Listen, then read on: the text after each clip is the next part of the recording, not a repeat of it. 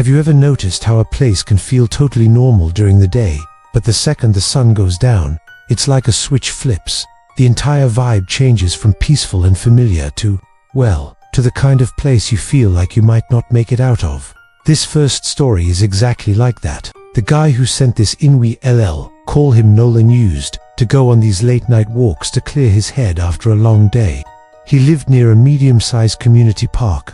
This wasn't some huge national forest or anything, just your typical suburban park with a playground, a jogging path, and this one patch of woods on the side that everyone just kind of ignored. And that wooded patch, that was the part Nolan was always a little curious about. He said it wasn't big enough to get truly lost in, but it was just dense enough that you couldn't see all the way through it. During the daytime, it was super chill. You'd see kids playing, joggers doing their thing, and older folks power walking with the kind of determination you'd expect from Olympic athletes. But at night, forget it. The trees became this solid wall of pitch black, and the wind rustling through the leaves sounded less like nature and more like someone whispering just under their breath. So one night, Nolan had a particularly rough day at work and decided he needed some fresh air to unwind. It was around 10 p.m. The park wasn't technically closed yet, but it was completely empty. He started walking the main loop, just letting his mind wander. After a lap, he decided to sit down on a bench near the wooded area, the one bench that everyone always seemed to ignore. Even during the day, he said he was just sitting there, scrolling on his phone, minding his own business, when he heard it, footsteps. But these weren't just any footsteps. They were slow, deliberate, weight-shifting footsteps, coming from inside the woods, moving closer to him. At first, he brushed it off, thinking it was probably just an animal, maybe a deer or a raccoon. But then the footsteps stopped, dead silent. A moment later, they started again, then stopped again. It was like someone was trying to time their steps with the gusts of wind, trying to mask the sound. Nolan's heart started to pound a little faster. He turned off his phone screen so the bright light wouldn't ruin his night vision. He just sat there, frozen, letting his eyes slowly adjust to the darkness. And that's when he noticed something deeper in the tree line, a pale shape. It wasn't glowing or anything supernatural looking, it was just faintly visible. Like a person wearing light-colored clothes, standing perfectly still among the dark tree trunks. Nolan stared, squinting, trying to make sense of what he was seeing, telling himself his eyes were just playing tricks on him in the low light. And then the shape stepped forward. It was just one step, but it was enough for the faintest silhouette to form against the deeper black of the woods. It was a person, definitely a person. But here's the part that made every single hair on Nolan's body stand straight up. This person wasn't standing or walking normally. They were angled, hunched over slightly, as if they were trying to blend into the darkness, almost leaning sideways as if hugging the tree line. Nolan said it looked like someone who was only moving when they thought he wasn't paying attention. He felt a chill run down his spine. Taking a shaky breath, he whispered out, "Hey, who's there?" I mean, what else do you even say in a situation like that? The second the words left his mouth, the figure froze.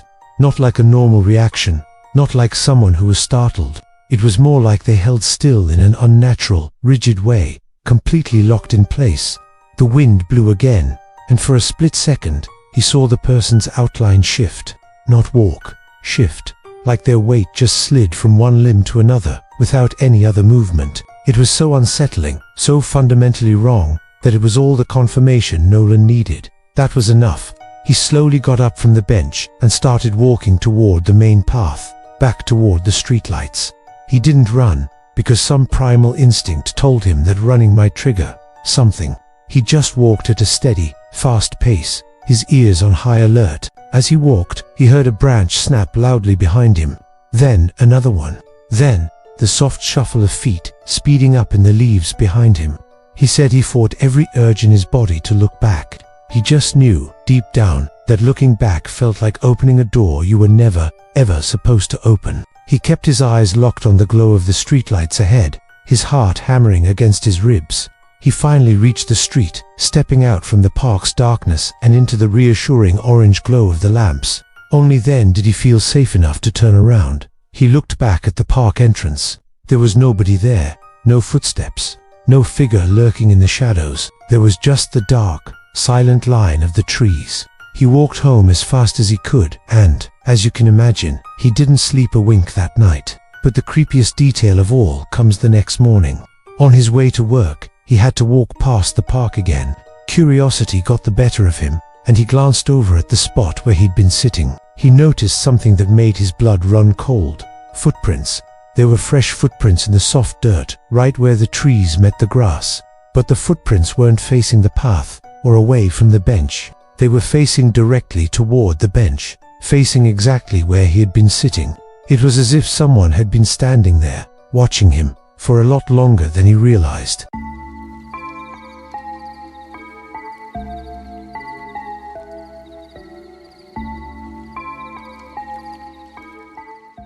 Have you ever been out late, somewhere public, and seen someone who just didn't seem right? Not lost, not waiting, but just there, in a way that makes the hairs on the back of your neck stand up? If you have, you're about to feel this next story deep in your bones. It comes from a college student named Ray, who had a habit of studying late at night in the park right across from his apartment. He said it was relaxing, peaceful. You can imagine it, right? Fresh air, the sound of crickets, that whole poetic, late-night study vibe. It was his sanctuary. One particular night, he grabbed his books and his laptop and headed over to his usual spot, a small table at the edge of the park, bathed in the soft glow of a street lamp. But this night felt different. It was unnervingly quiet. No distant traffic hum, no dogs barking, not even a whisper of wind. Just this heavy, pressing stillness that seemed to swallow all sound. It was just after midnight when he first saw her. Further down the path, under another street lamp, stood a figure, a woman. She had long hair, a slender build, and was wearing something light-colored. At first, it was nothing to be alarmed about, just another person out late. But as the minutes ticked by, Ray noticed she wasn't moving. Not at all. She wasn't shifting her weight from foot to foot, not pacing, not scrolling on her phone. She was just standing there, perfectly still, facing his direction. He tried to rationalize it. Maybe she was waiting for a ride, or meeting a friend. He tried to bury his head back in his textbook, but a weird feeling was starting to crawl up his spine. He couldn't shake it. After another 5 minutes of trying to ignore her, he looked up again, and that's when the unease turned into real dread. She wasn't just facing his general direction. Her body was angled in such a way that it was undeniable she was staring directly at him. Her posture was so rigid, so locked in. It was like she was a statue placed there just to watch him. Ray's focus on his studies was completely shot. He'd read a sentence, then his eyes would flick up. She was still there. Read another sentence. Look up. Same posture, same stillness, same unnerving stare. It felt like a staring contest he didn't agree to be in. Then, he heard it. A sound from right behind him. It wasn't a word, not quite a whisper. It was more like a sharp, sudden exhale, a quiet gasp, but right next to his ear. He whipped his head round, his heart pounding in his chest. But there was nothing. Just empty benches, the dark outline of trees, and the silent walkway stretching into the night. He took a deep breath, trying to calm his racing pulse, and turned back to face the path, and his blood ran cold. The woman, she was closer. She hadn't just walked closer, it was like she had just appeared. She was now standing under the next streetlight down the path, a good 30 or 40 feet closer than she was moments before. But the scariest part, she was in the exact same pose, perfectly still, perfectly angled towards him, still staring. There was no way she could have covered that distance so quickly and so silently, and then resumed that exact same unnatural posture. It just wasn't possible. That's when the real panic set in. You know that feeling, that primal, gut-wrenching signal your body sends you when it knows something is fundamentally, terrifyingly wrong. His fight-or-flight response was screaming at him. He started packing his bag, trying to do it slowly and quietly, as if any sudden noise might trigger something. He kept his eyes locked on her, terrified to look away for even a second. He fumbled with his books, his hands shaking slightly as he shoved them into his backpack. As he was zipping it up, he heard it again. That same sound, that sharp exhale. But this time, it was closer. It felt like it was directly over his shoulder, like someone was leaning in right behind him. He spun around again, fully expecting to see a face just inches from his own. But again, there was nothing. Absolutely nothing. The air behind him was empty. The park was still silent. He felt a wave of confusion mixed with sheer terror. With his heart hammering against his ribs, he slowly, dreadfully, turned his head back, toward the path. and she had moved again. This time, she wasn't under a light. She was standing in the deep shadow between two street lamps, a tall, thin silhouette against the darkness. He could barely make her out, but he knew it was her. And he knew she was closer still. That was it. He was done. There was no more rationalizing, no more trying to be brave. He slung his backpack over his shoulder and started walking fast. Not an outright sprint, but a power walk with a purpose. The kind of walk you do when you're trying to look like you not scared out of your mind, but every cell in your body is screaming, run. He kept his eyes fixed on the park exit, refusing to look back. He could feel her eyes on his back. He was halfway to the street when he heard it. Footsteps. Behind him. They were light and quick, almost like a pitter-patter. The sound of someone trying to walk fast without making any noise. He didn't dare turn around. He said later that he was absolutely certain that if he looked back, he would freeze on the spot. That whatever he saw would be the last thing he ever saw. So he just walked faster, his own footsteps echoing loudly on the pavement now. The sound of the light footsteps behind him seemed to keep pace, always just a few yards back. He could almost feel the presence getting closer. Finally, his feet hit the concrete of the sidewalk outside the park. He was out. He stumbled a few steps into the street, under the bright, safe glow of the main road's lights, and then, only then, did he force himself to turn around. He looked back into the park. The path was empty. Completely, utterly empty. There was no woman. There were no footsteps. There was nothing but the silent trees and the empty benches. It was as if she had never been there at all. But as he stood there, catching his breath, trying to make sense of what just happened, he saw one last thing. The streetlight she had first been standing under, the one at the far end of the path, flickered once, twice, and then it went out, plunging that section of the park into complete darkness. Ray never studied in that park at night ever again. Some places, it seems, have their own secrets, and sometimes you're better off not knowing what they are.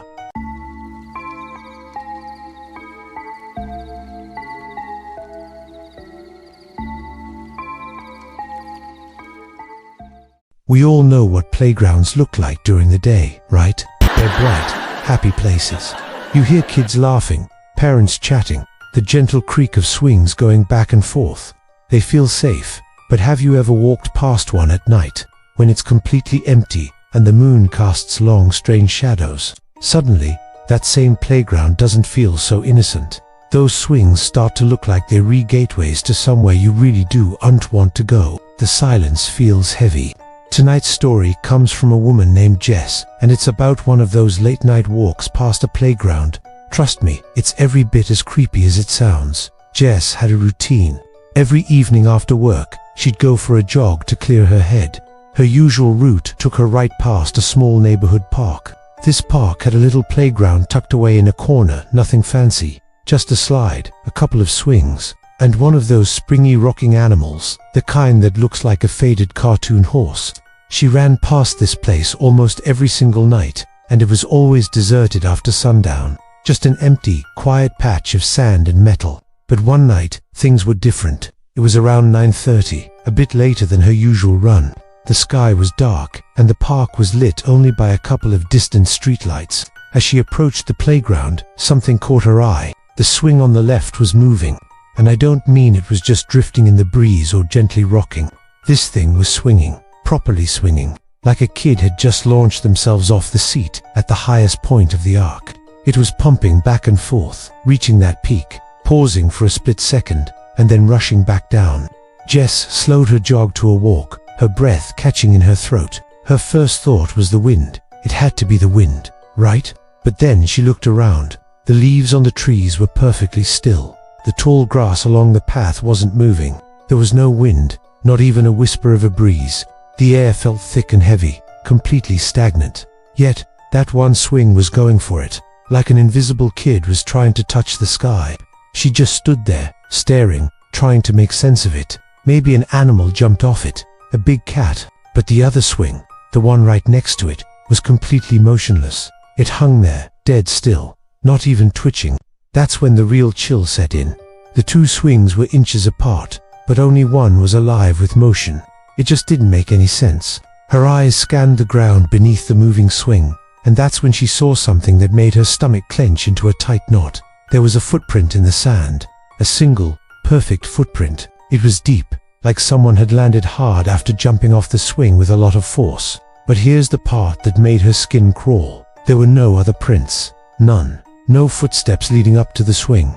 No scuff marks from someone getting off. No trail leading away. Just that one, isolated, deep print in the smooth sand. It was as if someone had materialized in mid-air, landed, and then vanished. Her heart was pounding now. Her rational mind was screaming for an explanation, but her gut was screaming at her to run. She fumbled for her phone, thinking she had to record this. No one would ever believe her otherwise. She pulled it out of her pocket, her fingers shaking as she tried to open the camera app. But before she could even press the record button, the swing started to slow down. But it wasn't a natural slowdown. It didn't gradually lose momentum, rocking back and forth in smaller and smaller arcs. No, it stopped smoothly, almost gracefully, as if an invisible hand had reached out, caught it mid-swing, and gently brought it to a complete halt. 1 second it was moving, the next it was perfectly still, hanging silently beside its twin. And then, it happened. The spring animal, the little rocking horse, started to move. At first, it was just a small shudder, but then it began rocking. Violently, it slammed forward and backward, so hard that the whole metal structure groaned in protest. The squeak of the rusty bolts was loud and sharp in the night silence. It looked like someone was throwing their entire weight into it, trying to break it, but there was nothing there. Just the empty seat of the horse, bucking back and forth in the pale light. Again, no wind, no person. Nothing around it moved at all. The entire playground was still, except for this one object going absolutely crazy. Jess took a step back, then another. She couldn't tear her eyes away. It was horrifying, but she was frozen, captivated by the sheer impossibility of it all.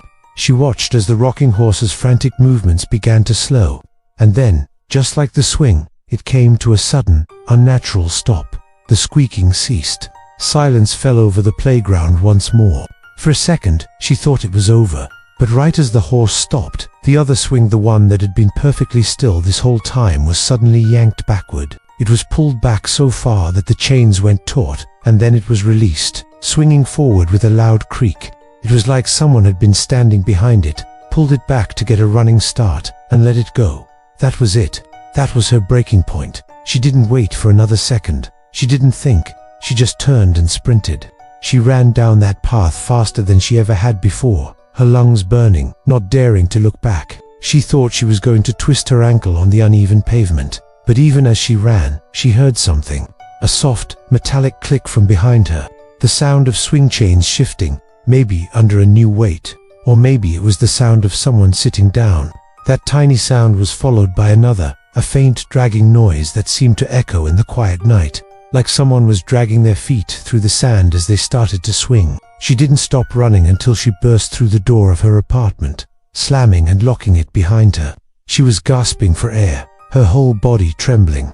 She told her roommate everything that had just happened, the words tumbling out in a panicked rush, the moving swing with no wind, the single footprint, the violent rocking horse, the second swing being pulled back by nothing. Her roommate, trying to be helpful, just shrugged. She said it was probably just some kids who had been playing there earlier and left the swings moving. She tried to explain it away, but Jess knew what she saw. She knew what she heard. The stillness of the air, the unnatural way the objects moved and stopped. It wasn't kids. It was something else. The next day, morbid curiosity got the better of her. During the daylight, she forced herself to walk past the park on her way to the store. She had to see. She approached the playground cautiously. Everything looked normal. Bright, sunny, innocent. She walked over to the sandpit under the swings, her heart starting to beat a little faster. She looked for the footprint. It was gone. The sand was completely smooth, almost unnaturally so. It looked like someone had deliberately raked it over, erasing any evidence that anything had ever been there. And the swings, both of them, were hanging perfectly still, straight down, absolutely motionless, as if they hadn't moved in years, as if last night had never happened. Jess didn't need any more convincing. She changed her jogging route that very day, and she never went near that park after dark again. Thanks for listening. If you have a story you'd like to share, let me know in the comments. And if you enjoyed this, don't forget to like and subscribe for more. Stay safe out there.